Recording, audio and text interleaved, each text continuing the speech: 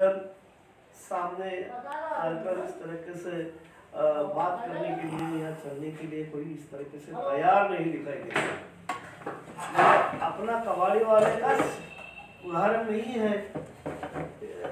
वो भारत भर में जितने भी सामाजिक संगठन काम करते हैं वो सब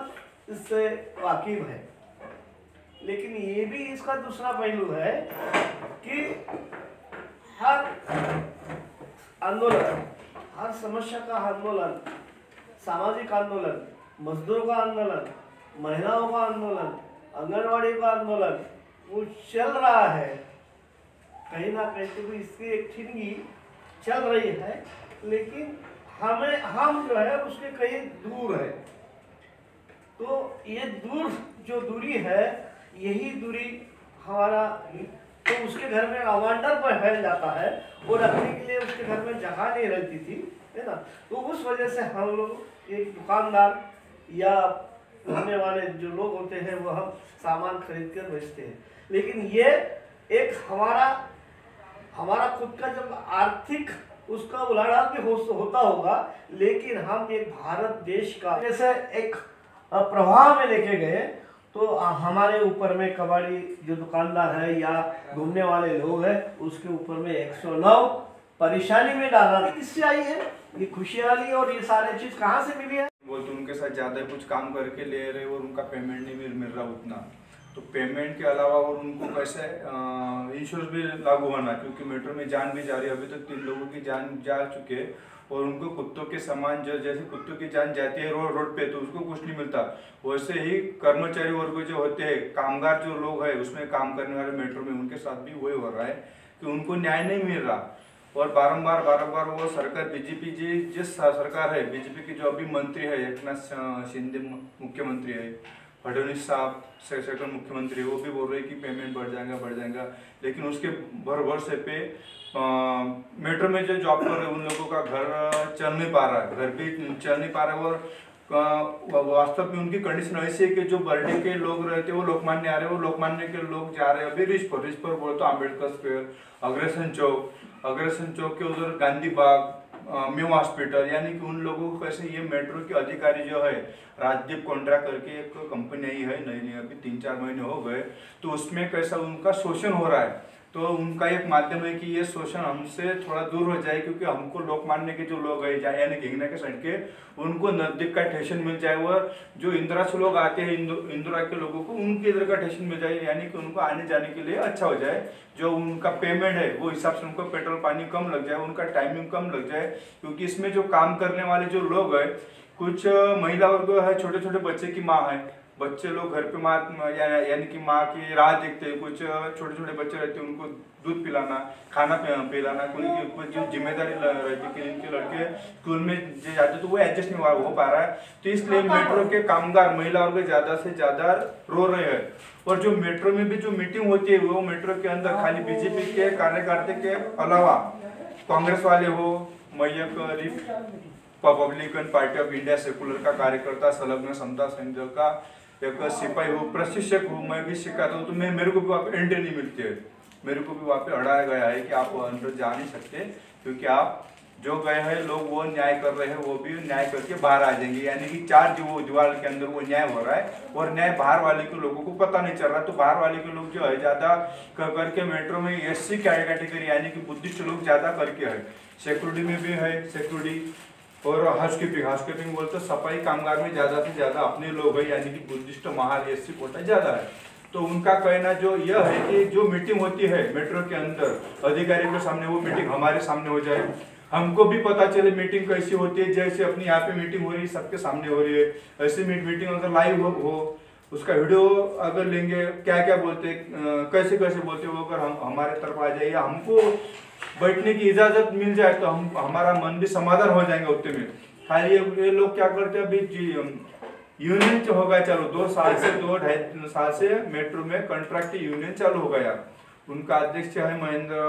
महेश खंडारे करके नाम के अध्यक्ष है, काम अच्छा कर रहा है वो, अभी अंदर जाके क्या करता है क्या मालूम, हम लोगों को भी नहीं मालूम। तो मेरा कहने का मतलब है अपने पार्टी की ओर से, लेबर फ्रंट की ओर से हो या Republican party of India secular की ओर से हो, कि उन लोगों को न्याय मिल जाए, यह कोशिश मैं बारंबार कहते आ रहा हूँ। और वो कहने के बावजूद मैं दिनेश दादा अंडर सारे अपने विदर्भ अध्यक्ष है Republican party of India secular संलग्न लेबर पर मैं उनके बार ये बोलता आ रहा हूँ, कहता आ रहा हूँ कि सर इसमें से कोई सोल्यूशन निकल जाए, इसके लिए अपन के लिए क्या करना पड़ेगा। मैं उतना कर नहीं सकता, मेरे पास उतनी बुद्धिमत्ता नहीं है कि मैं उसके लिए कुछ करूँ। तो ये मेरा कहने का मतलब है कि अपन के नागपुर शहर में जितने भी वर्कर है कॉन्ट्रैक्ट बेस पे काम करते हैं उनका शोषण बहुत ही हो रहा है आज के कंडीशन में। और ज्यादा से ज्यादा अब ये सरकार बैठे तो उनका काम है कि तुम यानी कि तानाशाही, गुलामगिरी और तानाशाही है। जो ऊपर के लोगों के पोस्ट है उनके पोस्ट खाली कर दिए। उनके वजह से अभी इंदौरा में बेजन बाग एरिया है ना सर, वो बेजन बाग में एक अपने ही रामटेके करके स्वप्निल रामटेके करके उसने खुद आत्महत्या की थी। और उस आत्महत्या का कारण यह है कि उसका शोषण हो गया। उसकी ऊपर की पोस्ट थी, उसकी पोस्ट खाली कर दी, उसको संडास बाथरूम करने के लिए प्रोत्साहित कर दिया। उसको वो अपमान सहन नहीं हुआ क्योंकि 4-5 लोगों के सामने बोला है, स्टेशन कंट्रोल ने बोला कि तुमको ये काम करना पड़ेगा। तो उसको मन को वो ठेस पहुंच गई कि मैं लोगों को काम सिखाने वाला, 3-4 साल से मेरे अंडर में ये इतने लोग खड़े हो गए और आज ये लोगों के बराबरी में आज मेरे को काम करना पड़ रहा है। तो वो उसको सही नहीं होगा, उसके लिए उस आदमी ने यानी कि स्वप्निल रामटेके ने आत्महत्या कर लिया। अभी तक तो उसको न्याय भी नहीं मिला। और उसका घर वाले का जो कहना है कि उसकी जगह उसकी बीवी काम पे लग जाए, उसकी घर का जो नुकसान हुआ है यानी कि जान गई है, तो उसके बदले में उसको घर वाली को महा मेट्रो में जॉब मिल जाए, उसकी घर वाली की यह तमन्ना है। तो अपने पार्टी की ओर से जितना कबाड़ी यूनियन का अपना एक अच्छा इतिहास रहा है कि हम कबाड़ी दुकानदार, फेरी वाले दुकान साथियों ने मिलकर अपने हक की लड़ाई लड़ी और एक हद तक हम लोगों ने विजय भी प्राप्त किया। हम लोग ये सब कुछ सिर्फ संगठन के बल पर ही कर पाए। अकेले अकेले कोई लड़ता तो शायद आज भी वो पुलिस का जो दबाव है वो हम लोगों के ऊपर अभी भी जारी रहता। तो संगठन है तो उसका निरंतर मार्गदर्शक है कॉमरेड PM भेले साहब। इन्होंने जिस बात को लेकर बात शुरू की थी वो बड़ा महत्वपूर्ण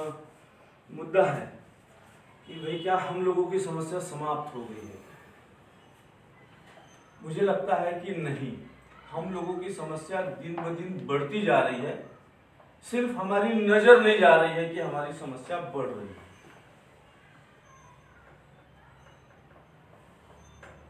महंगाई, बेरोजगारी,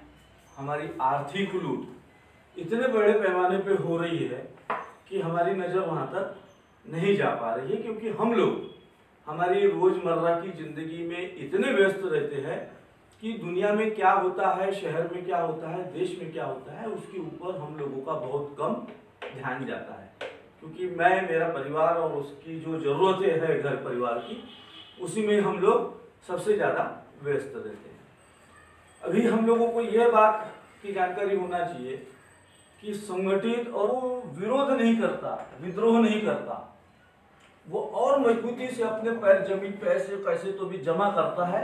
और बिल्कुल जितना भी बोझ डाल रहा है उसको कैसा तो भी वो ढोने की कोशिश करता है। तो कभी कभी ऐसा लगता है कि आज आदमी गधा हो गया है जो अपनी आवाज, अपने हक और अधिकार के लिए आवाज भी नहीं निकाल पा रहा है। हमारी हालत उस गधे जैसी हो गई कि सरकार कितना भी बोझ डाल दे हम सहन करेंगे। हम कोई तो भी दूसरा तीसरा गलत रास्ता भी अपनाएंगे लेकिन हम सहन करेंगे और जैसे तैसे हम को 2 वक्त की रोजी रोटी मिल जाए, खाना पीना मिल जाए, उसी में हमारी जिंदगी समाप्त। हमारे खून पसीने के पैसे से इस देश का बजट बनता है। हमारे अपने बाप के पैसे है वो,